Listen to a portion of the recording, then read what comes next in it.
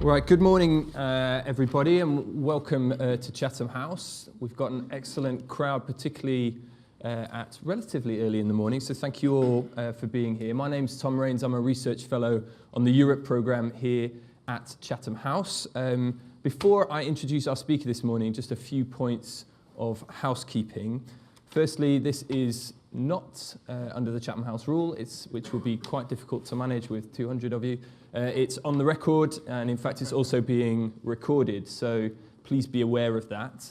If you would like to comment and take part in the discussion, we'll have plenty of time for Q&A, but also we have a hashtag #CHEvents, so if you're commenting on Twitter, please use that to join the discussion. There is wireless on the screen so that you can connect, but please do keep your phones on silent. So I'm delighted that Chuka Umunna is here with us this morning. Many of you will know Chuka. He's been the MP for Streatham since 2008. He was in the Shadow Cabinet as Shadow Business Secretary from 2011 to 2015, and was obviously a very prominent voice in the Remain campaign, and also has been a prominent voice against hard Brexit ever since. So we're delighted that Chuka's here. He's going to talk about British foreign policy, but more broadly about where we are in a country, as a country at this point in time, and how that might shape and affect our role in the world. So I'm going to hand over to Chuka now, and then we'll have plenty of time for Q&A afterwards. Chuka. Well, thank you very much, Tom, and it's great to be here at Chatham House, not speaking under the Chatham House rule. I'd like to thank Robin Niblett for the invitation to come and speak, and in particular want to thank Ellie, who's hiding over there, who has helped organise this event. And I was reading up about the history of this place, and I see that it was once home to 3 prime ministers, Pitt the Elder, Stanley and Gladstone, a Whig, a Conservative and a Liberal. Now, Tom, I note there is a political imbalance here. So I can announce today that I am beginning my campaign for Jeremy Corbyn to come and take residence here to right that wrong. Now, I began thinking about this speech while I was campaigning, and you referred to the referendum to stay in the European Union last year. When I'd been the Shadow Business Secretary, I'd led trade missions and got an even deeper understanding in so doing into how Britain is viewed by others. Not just now, as we are, but how they view our history, what we mean to people around the world. I think it's fair to say we've been living through some extraordinary times in politics. What is inconceivable today is the norm by tomorrow. You had the Brexit vote, Trump, the rise of the hard right and ethnic nationalism, Le Pen in France, the AfD in Germany, Austria, Hungary. We see what's happening in Catalonia. You've got North Korea with its nuclear threats, a well-armed Russia. So it's hard to know where to find stability. Of course, here at home, that Brexit vote has turned everything upside down. The comments of the Brexit Secretary, David Davis, yesterday show a government pursuing an extreme Brexit at all costs. The Prime Minister, held hostage by the Brexiteers, who are the ones who shout the loudest in her party, has gone back on a guarantee to give Parliament a meaningful vote on the terms of our withdrawal before the date of our departure. And with this single act, the government undermines the very parliamentary sovereignty the Brexit Secretary claimed he was a champion of for so many years. The centre ground has broken, and the extremes of our politics are making the most active, loudest, shrillest illiberal noises. Neither has built a consensus. One wants the domination of the state, the other the domination of the market. But these political extremes offer Britain little but retreat, isolationism, and a fall in living standards. This is a symptom of our failing democracy. Our country is leaderless. The political class has clearly lost its way. The foreign policy catastrophe of Iraq and the financial crisis of 2008 have broken people's trust in government, and we are drifting in an unpredictable world. David Cameron failed to set the agenda. Theresa May, as I said, her agenda has been set by her party's hard right. The government has no leadership, no energy, and no strategy. So this morning, I want to talk about our United Kingdom and how we remake our role in the world after the Brexit vote. I am clear this is not a time to retreat. I don't think there is an appetite amongst the British to raise up the drawbridge. Our national interests are not just European, they are global. And so as the government negotiates to leave the European Union, we need to look ahead and develop a proper national strategy on the basis of a clear understanding of what our interests are. We must act and decide on our future, because if we do not, if through fear and timidity we dither and do nothing, there will be consequences of inaction. I believe Britain is at a crossroads. And that Brexit vote that comes up, of course, in every conversation, it confronts us with some fundamental questions. And it starts with the simplest: who are we as a country? We're a small island located between the old world and the new. To our west is the Atlantic Ocean, to the east, the Eurasian landmass. These are our strategic frontiers. They have always been far away, which is why Britain has always been a global island. For centuries, we've been a commercial power at the centre of our international trading routes. Our empire, our commerce, and our expansion overseas depended upon our active role maintaining a balance of power in Europe. It was in our national interest to make sure no one country achieved domination of the continent. In or out of the EU, whatever happens with this Brexit process, we are a major European power. Our parliamentary democracy, our English language, our history of individual liberty and the rule of law have made Britain a powerful symbol of democracy. But the Brexit vote has exposed the troubled state we're in. Arguably, the last time we were exposed in such a way was in 1956, when Abdel Nasser nationalised the Suez Canal. Britain led an Anglo-French expedition to retake it then. America objected, and then a speculative attack on sterling threatened to bankrupt us. We were forced to go cap in hand to the IMF, and the price of the loan was the surrender of our imperial ambitions. The empire had gone. Many believed Britain was on the road to irrelevance. The role of government would be simply to manage our steady decline.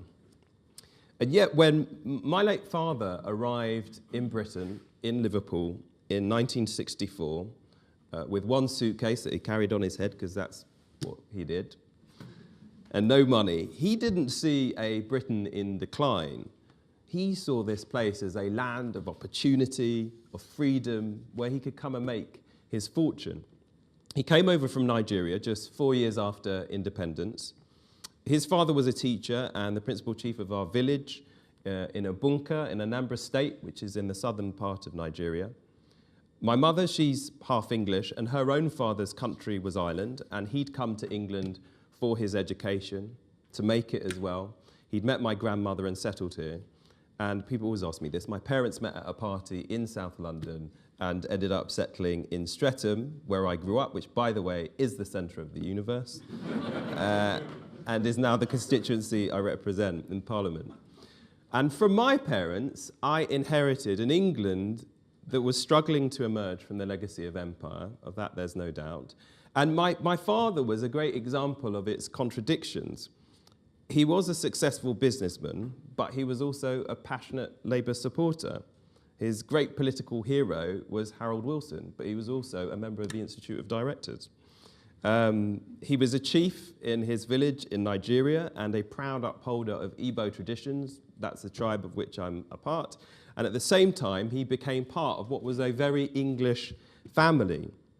And like many black men, he was the victim in Britain in those days of police brutality and racism. And despite all of this, he still deeply believed in British democracy and fairness. So he saw the ugly side of the empire, but he never gave up on the idea that our Britain is a force for good. So my family was part of a new national story, and this experience brought me to the Labour Party.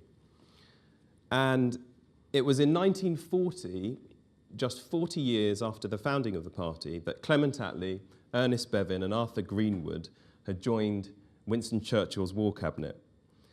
And people forget this, when the Tory grandees at that time wavered and sought to appease Hitler, it was the Labour members of Winston Churchill's cabinet that gave him the backing that he needed.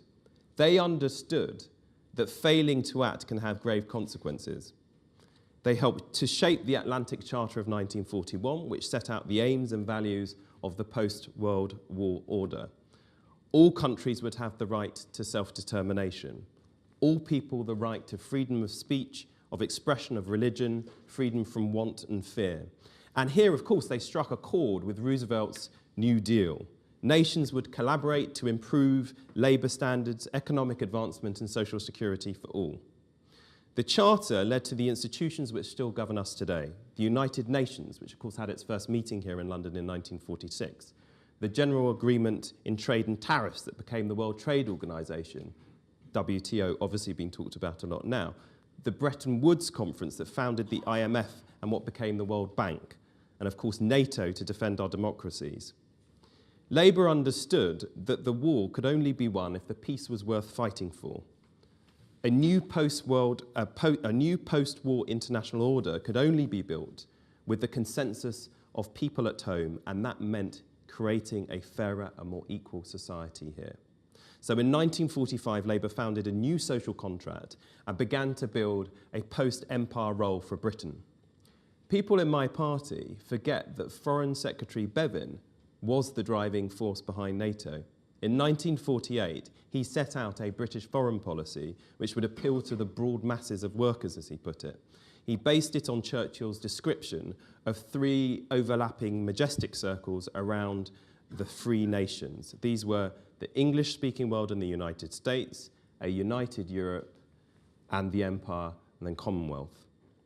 Britain was at the juncture of all 3, and our leadership would combine European values and American power to link these circles together in a powerful democratic alliance. With the memory of fascism and the threat of communism, collective security was paramount. But it needed to be more than just an elegant phrase. So Labour made Britain a nuclear power. We sent troops to Korea despite deep misgivings over American foreign policy. Bevin and Attlee gave Labour a creed of progressive patriotism. It was a belief in a robust national defence married to passionate commitment to social justice. At home, the interests of working people was the national interest, and it stood for the balance of power between capital and labour. Abroad, Labour sought cooperation amongst the democratic nations, free trade unions, and national self-determination for Britain's former colonies. This is the creed that established NATO to defend our democracy against the Soviet Union and other threats. Our history dictates that we are not a party of inaction on the world stage. The creed of Attlee and Bevin informs Labour's values, and we will use it to remake Britain's role in the world once again. After we left office, and Churchill, this was in 1951, and Churchill, once again Prime Minister, turned the clock back to the days of empire. We then saw a situation where in 1955, Britain shunned the Messina Conference, turning our backs on the Treaty of Rome that founded the EU. A year later, the gunboat diplomacy of Suez lost Britain our power and credibility in the Middle East. We lost a partnership with France in creating a union in Europe, and we lost the trust of the Commonwealth. Our role of co-leadership with the United States was exposed as a pretense it was. We championed the UN, and then we flouted it. The 3 majestic circles fell apart. The EEC looked our best prospect. The international order came to symbolize the power of the West. America was its ambivalent enforcer.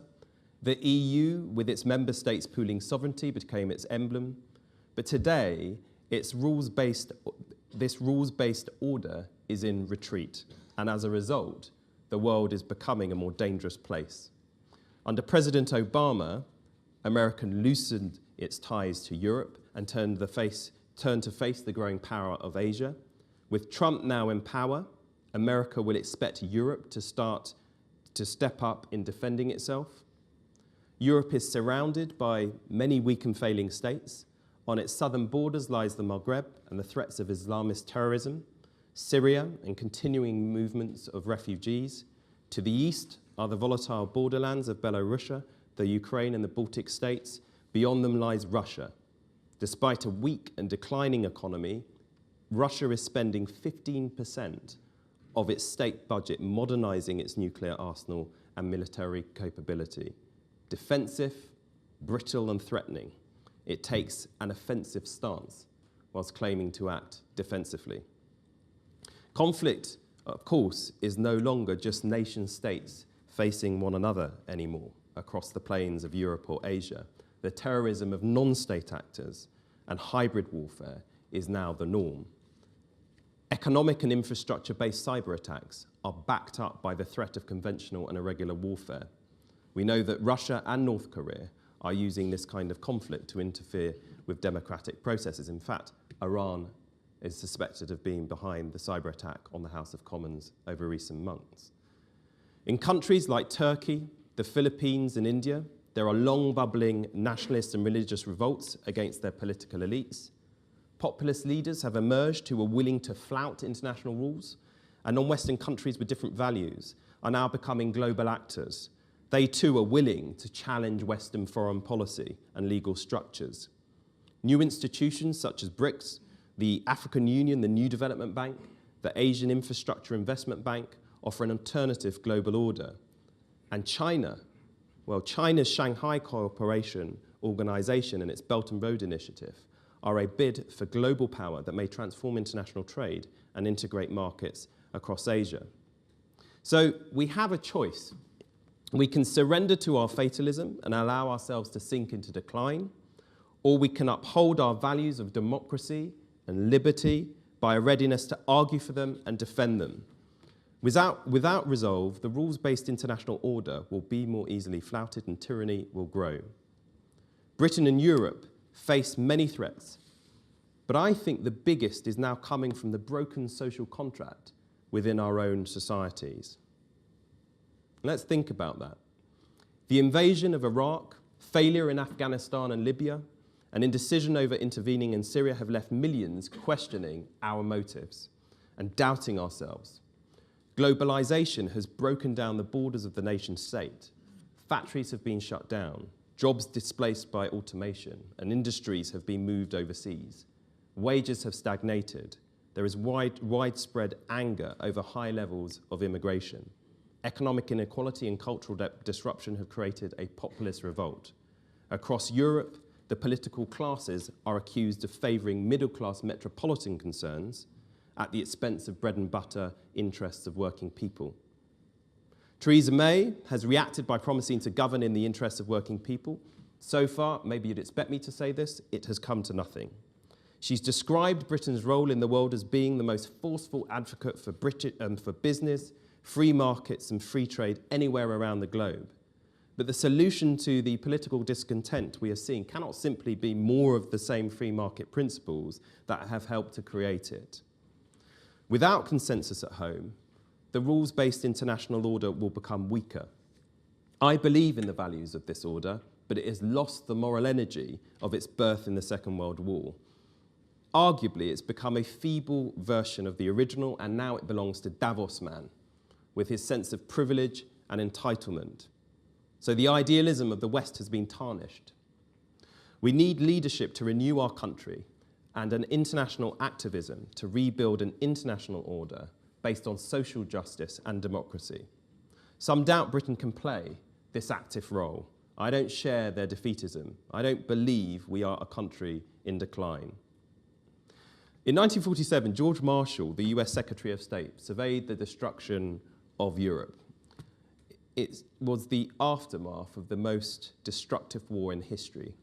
The problems, he said, which bear directly on the failure of our civilization do not need general talk and vague formulae. They require concrete solutions.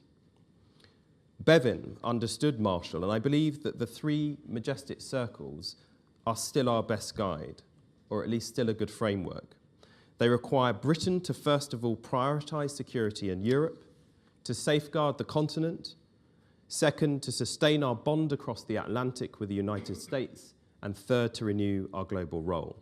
And within each circle, we must concentrate our national resources and capability, particularly where they overlap.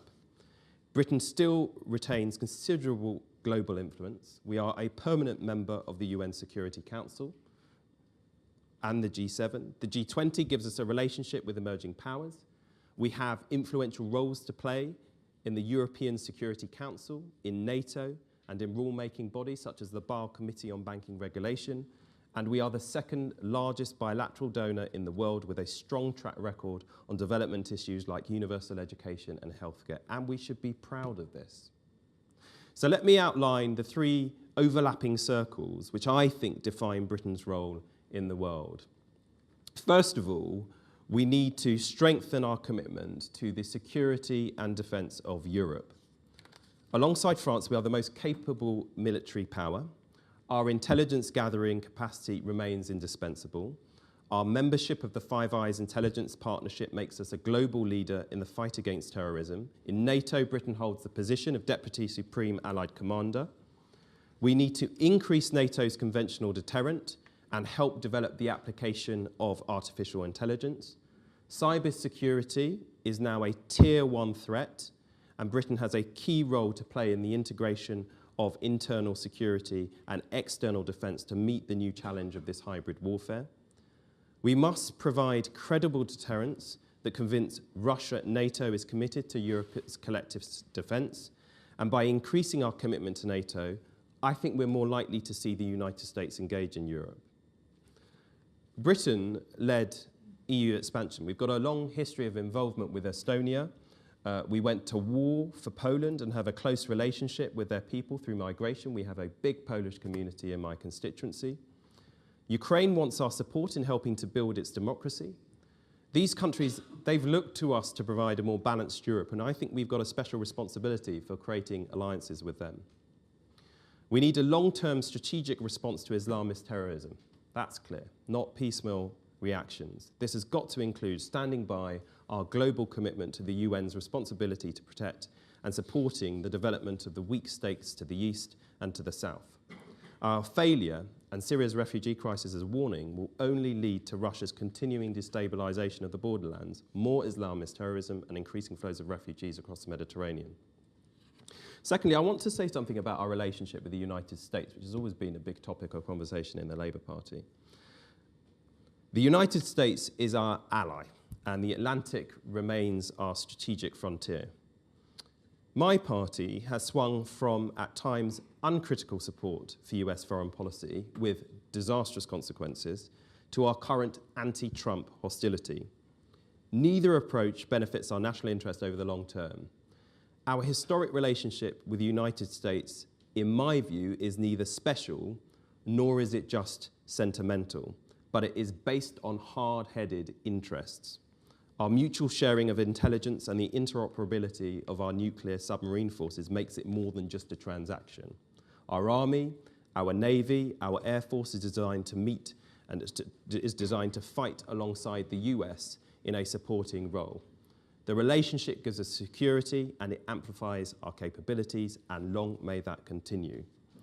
But Britain cannot settle for just being a useful component of US military and security strategy.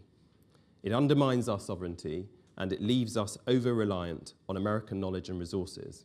And with President Trump, America is unpredictable. As Attlee remarked to Bevin in a cabinet meeting discussing the nuclear deterrent, we ought not to give the Americans the impression that we cannot get on without them, for we can, and if necessary, will do so. Wilson demonstrated this during the Vietnam War when he resisted the intense American pressure for British support. Lyndon Johnson is begging me even to send a bagpipe band to Vietnam, he told his cabinet in December 1964. Thirdly, there's Britain's unique history, which requires us to remain a global power. London is the historic commercial centre of the shipping industry, and we've got obligations to keep open the world's shipping lanes. Our naval base in Bahrain has been revived, recognising that east of Suez is once again of strategic global importance. We are a signatory of the 5 power defence arrangements, along with Malaysia, Singapore, New Zealand and Australia, which has a focus on counter-terrorism and maritime security. France has expressed an interest, actually, in joining, and this provides us with an opportunity to strengthen our military and security commitments with the French. We should consider renewing attempts to expand the UN Security Council to include India, Brazil, Germany and Japan, and to promote the idea of a rapid reaction force under its control, however difficult this might prove to be.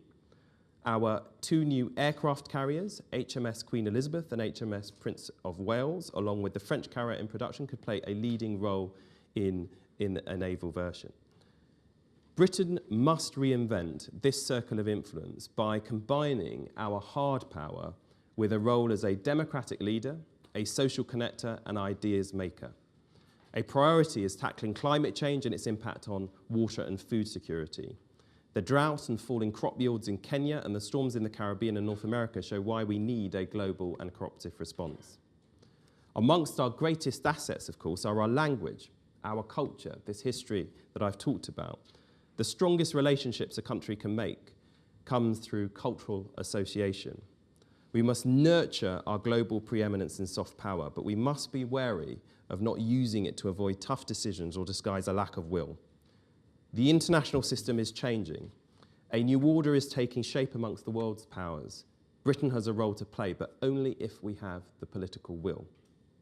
And on that, well, our world-class diplomatic corps is a major force for British strategic power and influence, but it is underfunded. Our defence spending on current projections of the 2015 accounting model could drop to 1.7% of GDP by 2020. Cultural influence and social exchange is now as necessary to projecting national influence as the willingness to use military force, as I've said, and yet we're cutting back here too, reducing the budgets of the British Council and the BBC World Service. And the government is not spending enough to meet the risks, the threats, nor the opportunities identified in its own national defence and security strategy.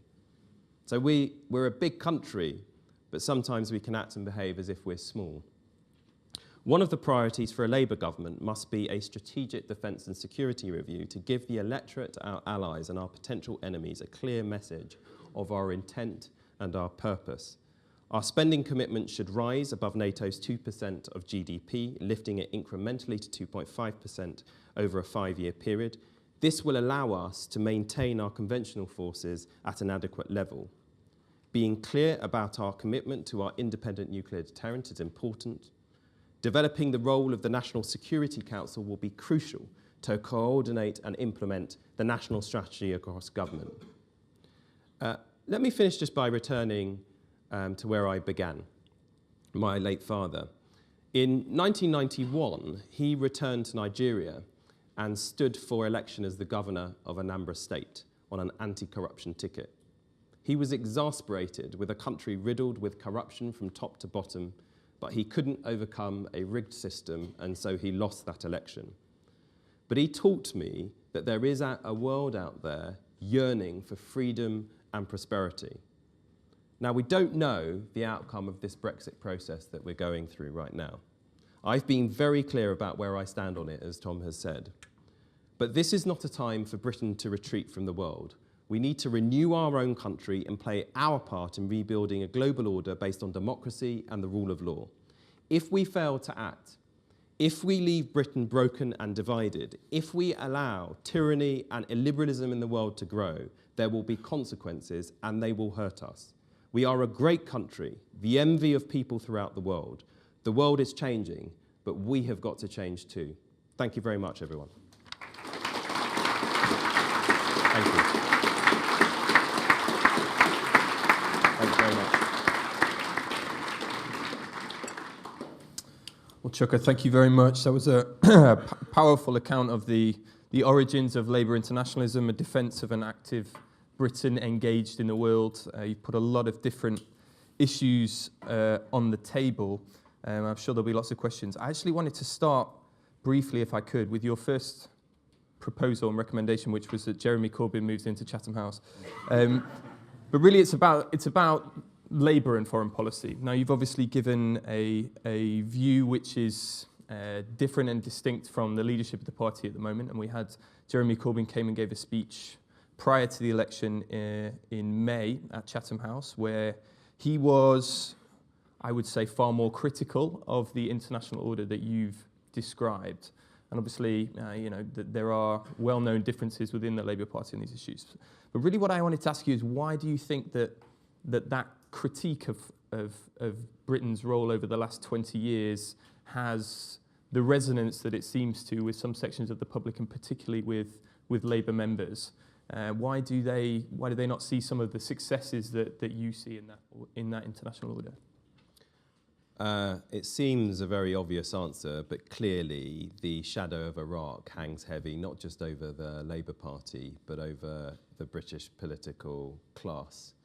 I always remember when I was in the shadow cabinet for that 4 to 5 years, whenever we were having to come to a view, whether it was on the intervention in Libya, shortly after I was first elected, whether or not we should go into Syria to quell Assad's forces, whether we should go into Iraq at the invitation of the government, and then most recently the decision to take military action against Daesh in Syria in 2015. In each and every single one of those conversations, Iraq emerges, and it is like it casts a shadow, and actually sometimes I think prevents us making objective decisions about future policy. But there was a sense that I was opposed to the Iraq war. I wasn't opposed to us intervening in Iraq in principle, but I did feel that weapons inspectors at the time needed to be given more flexibility to finish their work, and I didn't see the need for a rush to war in spite of all the excuses that were being put forward by the Pentagon at the time. And I think there was just this sense that almost like people had been hoodwinked into going down a particular avenue. Now, obviously, the Chilcot report has exposed the deficiencies in decision making, but I think that is why you sometimes see these divisions, and that's why I think it sometimes blinds people in our party to our history. I believe in us being an active country, being activist on the world stage. I think actually more of my party than you would think, frankly, if they are honest about it, are pacifists. I totally respect that position. And not always that keen on taking action, but there are consequences if you don't take action. And that was why I voted in the face of some quite extreme weather coming in the other direction politically, for us to take the action that we did in Syria in 2015 to degrade Daesh. And it's worked. Now, that hasn't solved the whole situation, but in terms of the aims and goals that the House of Commons had put before it, I believe that we are walking towards at least achieving some of those things. But will it solve the problems in Syria through military action? No. And in terms of, you spoke a lot about the image and symbolism of Britain, and you mentioned it's sort of Britain as a powerful symbol of democracy, and gave some powerful testimony about your own father's view when he moved to Britain.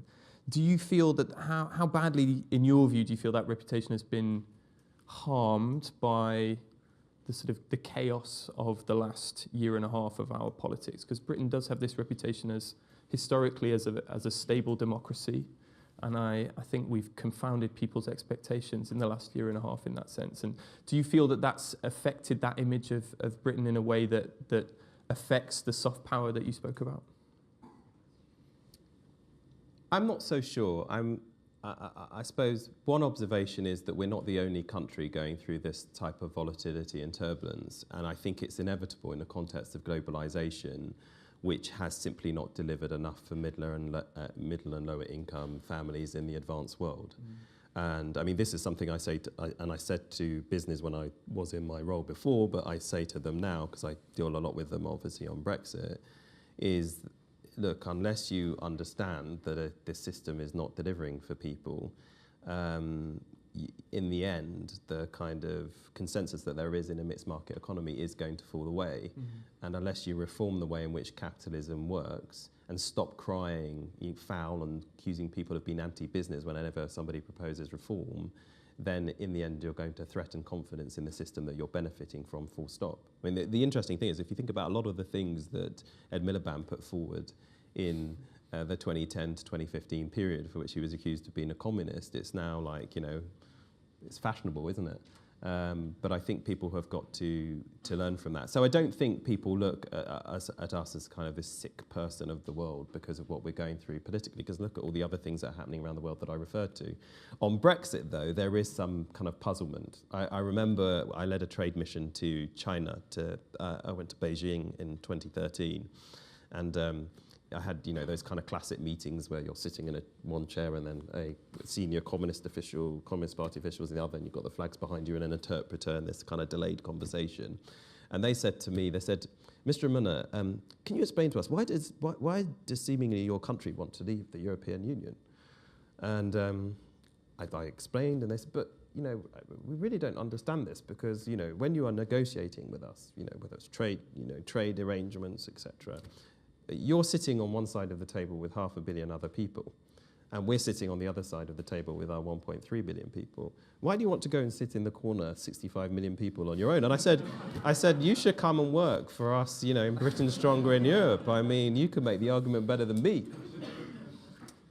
That actually brings me neatly onto the question of trade and trade policy. Now, in the government's vision of leaving the European Union, the UK will have a new independent trade policy, and as you mentioned, being an advocate for free trade has been at the centre of what the government has said about its own vision for Britain's role in the world. I know that, or I think that your position is that you would rather Britain didn't leave the customs union and stayed within that.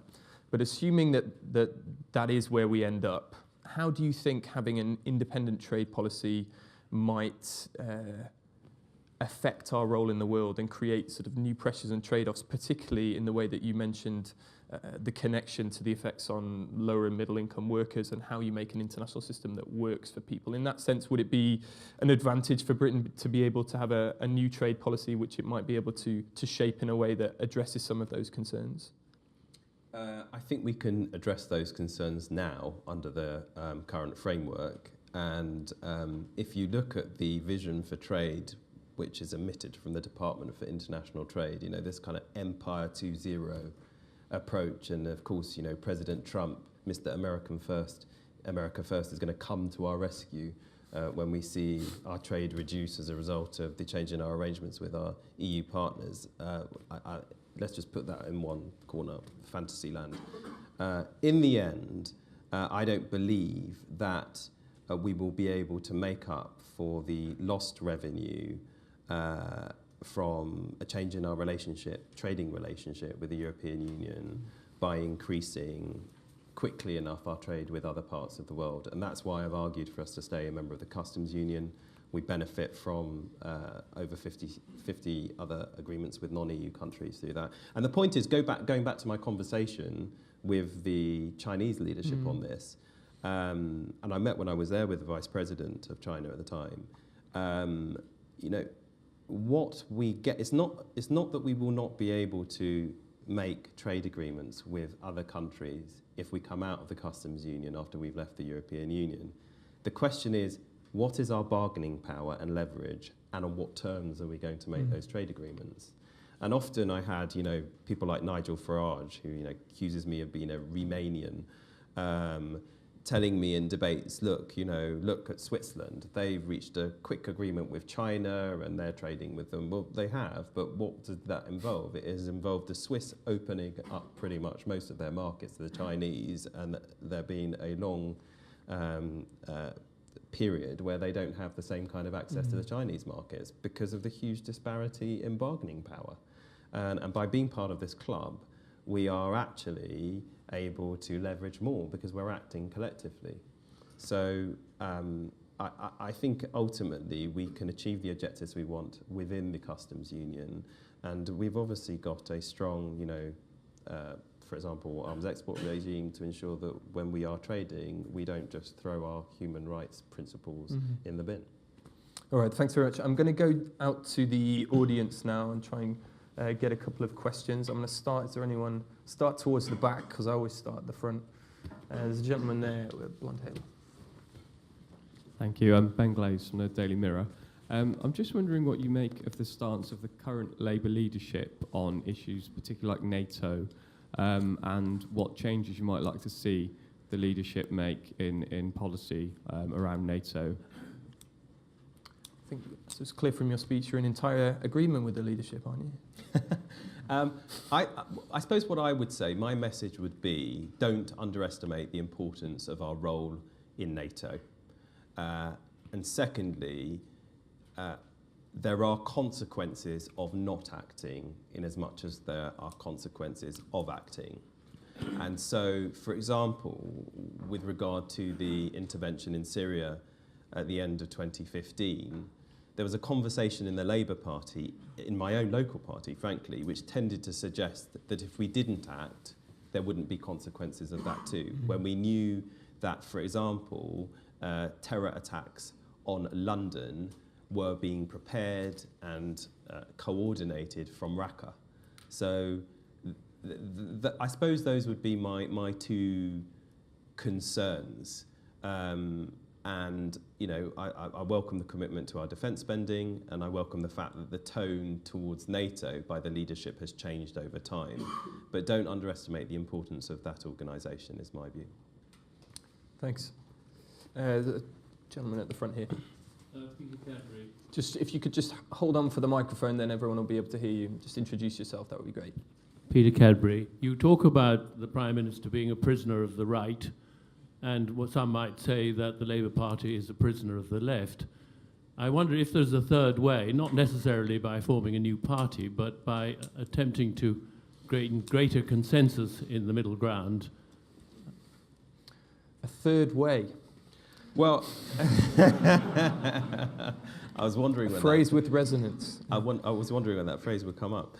I suppose, in a way, that is what we have done through the all-party parliamentary group on EU relations. One of the things that those who favour a strong and close relationship with the European Union in the House of Commons have realised is that those on the other side of the fence have been much more organised and much more coordinated than we have been. And so in the aftermath of the June election, we put together a cross-party group spanning all of the main parties and the smaller parties, made up of people who believe that we should not leave the European Union without a deal. We should have all options on the table, including single market and customs union membership, and that we should maintain the closest possible relationship with Europe going forward, however that might transpire to be. And it involves a minority, but not an insignificant minority of Conservative MPs. It involves a lot of Labour MPs, all of the SNP, all of the Liberal Democrats, and the Green Party MP Caroline Lucas. And that is a primary driver in why you see us reaching almost 400 amendments to the EU withdrawal bill. And we are working together in the national interest on a cross-party basis. And I think the public find that kind of refreshing, frankly. I think the kind of adversarial tribalism that you see characterise British politics, I mean, the whole setup of the House of Commons is so that we're facing each other. I think that is a complete switch off for a lot of people. But seeing people put party interest to one side, I got a lot of grief for putting down an amendment to the Queen's speech. The target, frankly, was the government, who had been arguing you can get the exact same benefits of the single market and the customs union outside it. And my amendment was aiming to make the point that that isn't the case. I got a lot of grief for doing that, but people, I think, respected it because they could see that I was doing what I believed was the right thing. Now, as it transpires, having been told this was awful and you're being divisive, etc., several weeks later, the Labour front bench, having sacked people for supporting and voting for my amendment, adopted the policy. Wonderful. Well, they half adopted it. Just on that subject about cooperation across parties, do you think that that's easier on some of the foreign policy issues, to putting Europe to one side that you mentioned? You know, do you feel that in the House on both sides that there is a majority for that sort of internationalist vision that you've presented, or do you think it's more fragmented than that? Because that's sort of where the country's been for quite a long time, and now we have leaderships which actually don't really reflect to the same degree that kind of small L liberal internationalism. I think there's a majority in the House of Commons for what I outlined in the speech. It's not unusual, though. You know, there is a lot of cross-party work that goes on in all kinds of areas. And frankly, there are certain areas where we will not make progress unless we can put together a cross-party consensus. Social care and what we do with an ageing population is a multiple parliament issue. There is no way we are going to make any progress in addressing that big issue unless we form a consensus on it. I mean, that's just one example. Yep. But there is a lot more work cross-party that happens than many people realise. And one of the great things about the select committees is that they highlight and advertise the cross-party work that goes on. I used to sit on the Treasury Select Committee with Andrea Leadsom. Now, our politics are totally different, but when it came to banking reform and regulation, we generally were in the same place. Thanks. There was a woman just here. Oh, no, sorry, there wasn't. I apologise. There's a gentleman on the front row here. Thank you, sir. What specifically... Could you just introduce yourself? Sorry, just... Robert Gardner, thank you. Chatham House. Specifically, can you give us some examples of what you would like business to do to address your concerns about the middle class and the lower class? And secondly, your aspirations for the future. I'm going to take a couple more because we've got sort of 10 minutes left and there are quite a lot of hands that have come up. There's a gentleman on the front here. There's a lot of gentlemen asking questions as opposed to women, so if there were questions from I would take those. Go on, sir. Yeah, Brunello Rosa from Rosa and Rubini. So what would be the risk to the UK economy of no deal with Europe, and whether you think the UK should withdraw the application of Article 50, and whether you think the Tory government will ever do that? Thank you. Okay, and gentleman at the back there. David Warren, Asia Programme, Chatham House. Could you say a little more about how we should engage with China, which is, of course, a crucial trade and investment power, but is also seen by some in the Asia region as a threat to the status quo? Okay, so a question about the role of business in tackling some of those challenges and about your own aspirations. You can decide what to do with that one. The withdrawal of Article 50 and Asia and China and the UK role there. I might actually take them in reverse order if you don't mind. Just on China, threat or not a threat, how we should deal with them. So just a few observations, I suppose. The first thing is, I think sometimes we misunderstand why the Chinese do what they do. And for me, it was a real eye-opener when I went on my first visit to China, because there are certain things that enter the discourse around China here which distort your thinking of what their motivations are. So, for example, if you look at the Copenhagen Climate Change Conference at the end of 2009, if you believed what you read and what some other foreign ministers and energy ministers and environment ministers said, you would have thought that China deliberately scuppered the Copenhagen climate change talks because they didn't care about the 2-degree increase in temperatures around the world or climate change. And I found the opposite, actually, when I visited not least Beijing and I happened to be there on one of the days where you can't see anything, and it's not fog, it's pollution, and people walking around with masks, and this is a huge consideration for them, and there's a huge amount of work going on to ensure that they can live in a more sustainable way. I visit Changji, I've forgotten the name of one of the towns where they're completely making the whole way that this place operates environmentally friendly. So I think, one, I think there's a bit of misunderstanding. Two, one of the things I underestimated is their desire for stability and the challenges of running a country with so many people. I know that sounds really obvious to say, but I'll just give you an example. Sat down with the head of China Mobile, the number 2 there, the CFO, and we were just having a discussion. I was like, oh, how many customers do you have? And he was like, I've got 750 million customers. And I was kind of like, come again, say that again. And if you look at just the sheer numbers of people who live in that country, ensuring that there is order economically from a security point of view is no small challenge for, in the end, when you look at their leadership, a relatively small number of people. I'm not saying that in any way to suggest that they shouldn't have more reform and more democracy. But that's just sometimes lost on us. When you're making a decision, the British Prime Minister affecting 65 million, that's quite different from the Chinese President and his 1.3 billion people. I think the third thing is I think there is very much an awareness of double standards. Why is there one set of rules? This is when particularly some of the conversations with the Communist Party. Why is there one set of rules for us and another set of rules for you? So I think if you're sensitive to those three things, it promotes a better dialogue and a better understanding of them. I suppose that's, I could go into perhaps more detail, but that was just kind of some observations from my own dealings with the Chinese. The second question, what is the risk of no deal? Well, it's been spelt out in graphic detail by industry. If we do not have a deal, for example, on our customs arrangements, we are literally going to have miles and miles of queues going into the port of Dover and other ports in our country.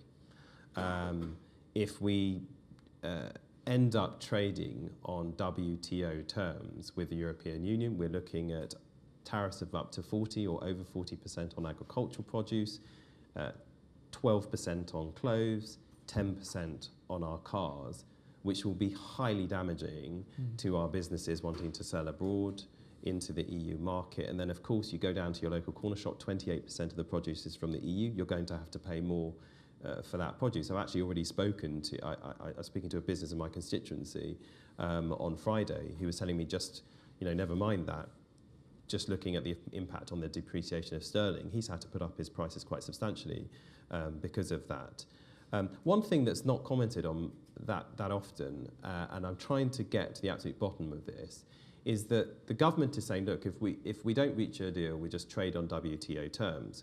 But of course, the resetting of our membership of the WTO, our re-establishment as an independent member of the WTO, the terms and the different schedules that apply to industry have to be agreed to by other WTO members, which of course includes the EU. So, why we're going to be able to reach an agreement, not reach an agreement with them on terms of our arrangements, and they're suddenly going to be very happy to let us have all these new schedules in the WTO is beyond me. And then, of course, there are other practical things the Chancellor pointed out. Our planes, airlines being able to fly in and out of the EU, which are in the common aviation area, which isn't covered by the WTO. So very practically, these consequences are going to be utterly disastrous. So I keep saying this to Ian Duncan-Smith. I seem to end up being this double act with him on broadcast. What are you talking about? This is going to be hugely damaging. He's just breezily go, oh, Chuka, stop all this moaning about all these things. I say, okay, well, let's see. Now, on business, look, I believe in a mixed market economy. I am not a Marxist. Funnily enough, I'm a social democrat. My economics is Keynesian. And I'm very clear with business. You've got to reform, and you need to be in the driving seat of the arguments on reform. You are seeing sometimes of profiteering.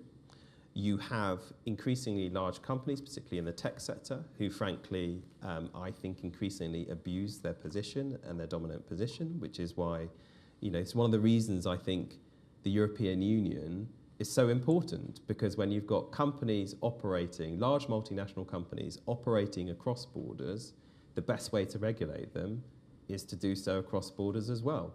And when I think it was Google was slapped with a £2.2 billion fine by the European Commission for rigging the digital marketplace, they sat up and took notice of that. If the smaller UK Competition Authority did that, I'm not sure they will take so much notice.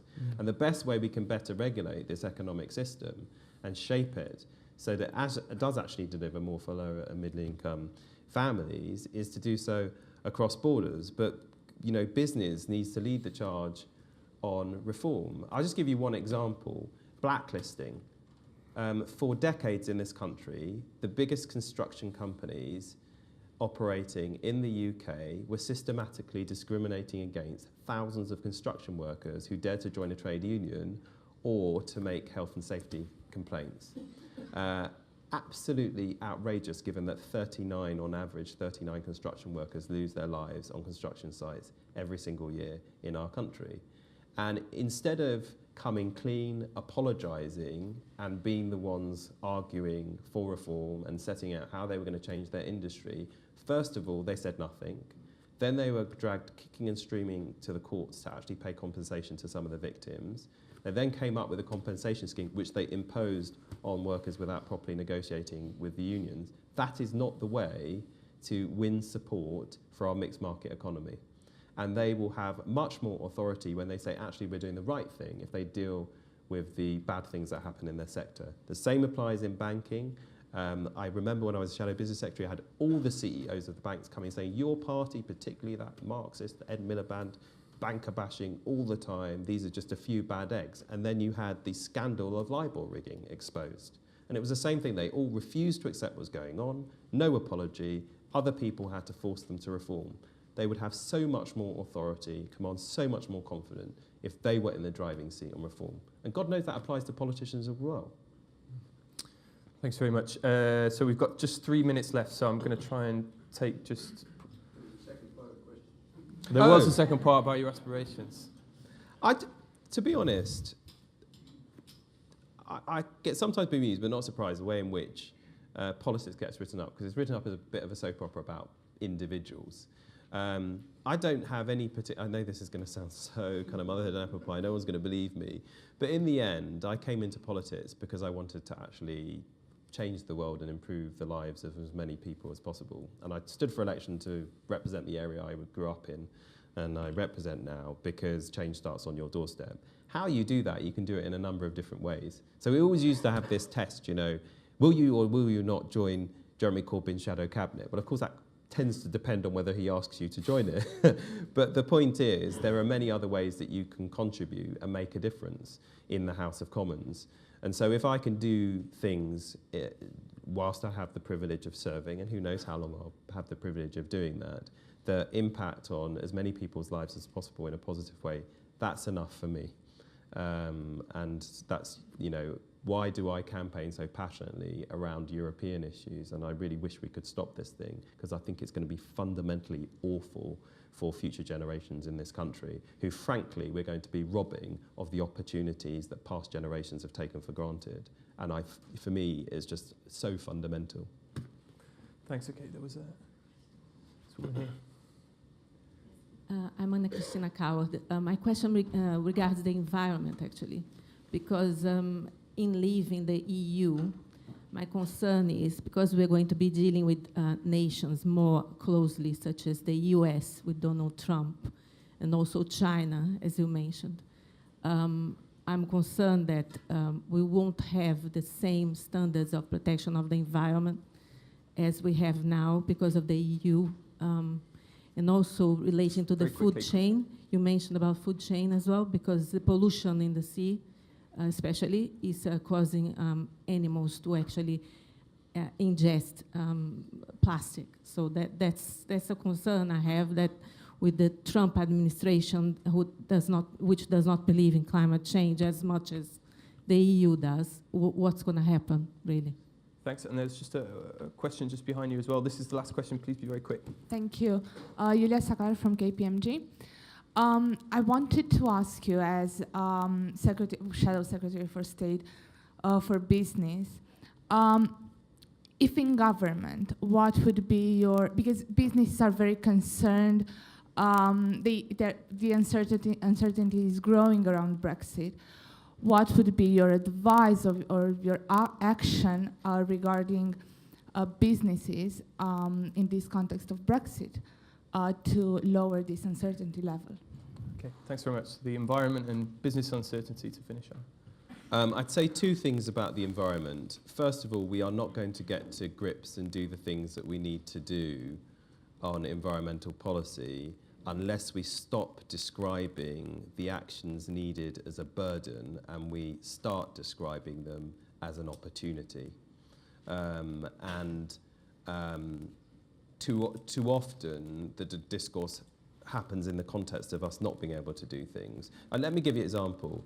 We had a by-election in Clapton, and a UKIP MP was elected there.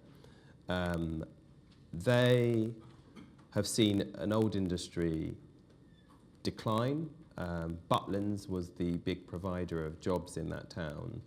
But off the coast there, there is a huge opportunity to build the renewable energy industry and wind farms. And if we are having, and that of course produces jobs, it sorts out our energy security, it has lots of benefits. Now, if we can frame the debate more in that manner, in how it helps the environment, it helps jobs, and it helps regenerate a left behind, what is being described by the people there to me as a slightly left behind economy, then I think we make this more of a kind of bread and butter issue that is a touchstone issue for citizens. But unless it is as important as all the other issues, immigration, welfare, the economy, I don't think you're going to get consensus around the really radical solutions that we need. The second thing about Trump, I mean, we worry about Trump. There are members of this government who doubt whether climate change exists. But I think we've got to remember that America is more than President Trump. And there are a lot of people who disagree with him, not least on the Hill. In terms of business uncertainty, I think, look, I wish we weren't doing this thing at all. And I don't think I answered the question about Article 50, actually. There is nothing inevitable about this process. Article 50 legally is revocable. I'm absolutely clear about that. Now, we have been charged with the British people to deliver Brexit, the House of Commons that is, to deliver Brexit in the terms that it was sold.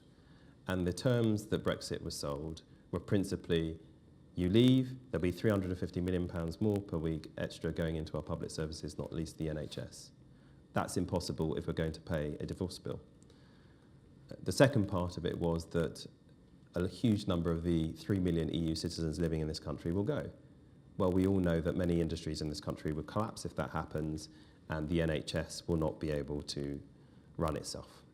And then, of course, the third one was that we will have the exact same trading relationship with the European Union outside of it as we did in it. And, of course, they've been clear, if you don't pay the subscription fee and not a member of the club, you don't get the benefits. And then, of course, the fourth one was that all this trade that we're going to get from America and other countries is going to make up for lost trade with the EU. Well, I just point you to the 220% tariff the Americans have just slapped on Bombardier. So my view at the moment is that Brexit in the terms that it was sold to the British people is simply not deliverable, given the new facts that are emerging. And therefore, we have to have an open mind as to what will happen in the future. And in the short term, I think what business wants is a clear, unequivocal commitment from the government for us to have a proper transition period. If it needs to be longer than 2 years, so be it. And for it to be on single market terms, and with us having a customs union or being part of the customs union during that period. That is what business and our trade unions, the TUC, has said exactly the same. That's what they want, and that's what the government should do. We're going to have to stop it there, I'm afraid. Apologies to anyone who didn't get to ask a question. If I could ask for a big round of applause for Chuka. Thank you. Thanks for having me.